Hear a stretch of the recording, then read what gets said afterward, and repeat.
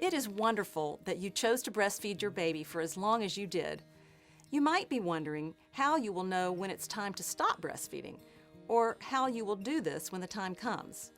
Breastfeeding less or stopping altogether is entirely your decision. In this final video, we will share some information to help you decide what is right for you. This video will cover when to wean your baby from breastfeeding, ways to wean your baby, and options if you are not ready to stop breastfeeding altogether.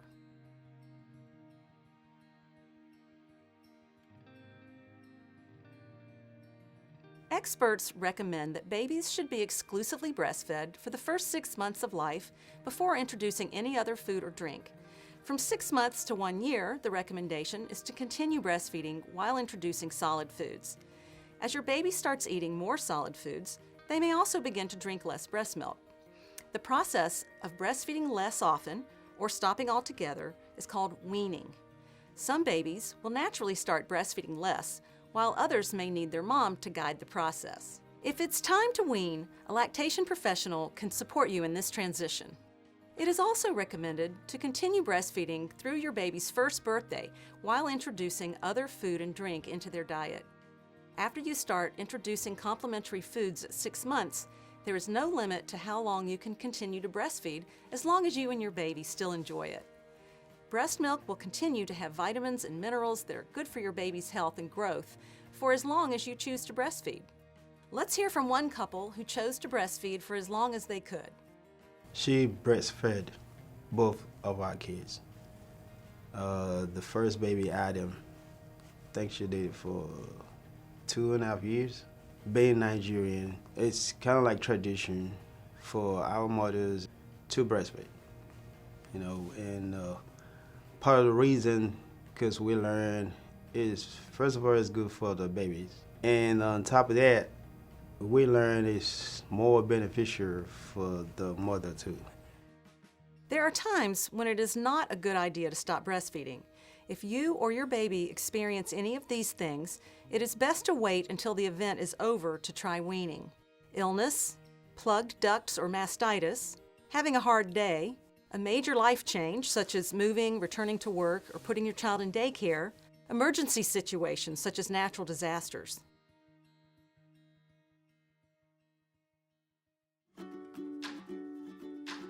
When you are ready to wean, it is usually safer and more comfortable for you and your baby to do it slowly if possible. The weaning process often takes 4 to 8 weeks. This will give your body time to learn to make less milk, which will keep your breasts from getting painfully full. If you do feel like your breasts are getting too full, try removing small amounts of milk to relieve pressure. Leaving some milk inside your breast helps your body know that you're weaning. Try these tips when you're ready to start weaning. Reduce breastfeeding 1 feeding at a time. If there is a feeding that is least important to your baby, that is usually the easiest feeding to drop. After about a week of stopping 1 feeding, try stopping another. Keep offering fewer feeds this way until you have reached your goal. During times that your baby normally wants to breastfeed, offer age-appropriate snacks and drinks in place of breast milk. Try not to offer the breast unless baby requests it. Let baby take the lead. Wear clothes that hide your breasts or make them harder for baby to get to. Instead of offering the breast less often, you can also try offering it for shorter amounts of time or only offering 1 breast per feeding. When you start reducing breastfeeding, it is important to make sure you are offering other foods or drinks in place of breast milk. Infant formula is a safe option for babies less than a year old. If your baby is 6 months old and eating solid foods or showing signs of readiness, purees or table foods can be offered.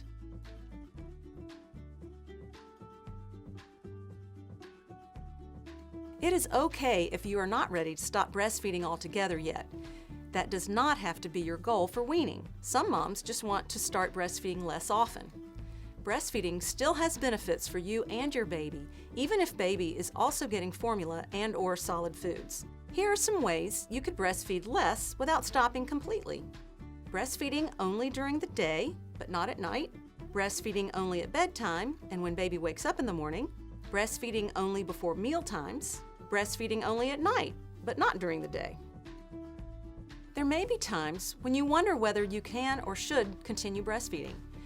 It is safe for you to continue breastfeeding in the following situations as long as it is enjoyable and comfortable for you and baby. You are going back to work or school. Baby is older than 1 year. Baby is teething or has teeth. Baby is eating solid foods. Baby enjoys drinking from a bottle. Baby likes being held or doesn't like being put down. Or other people want to feed your baby. You may also still be able to breastfeed if you have a cold or other common illness.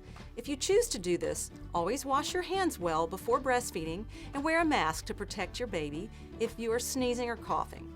Check with your doctor or your baby's pediatrician if you are not sure what to do.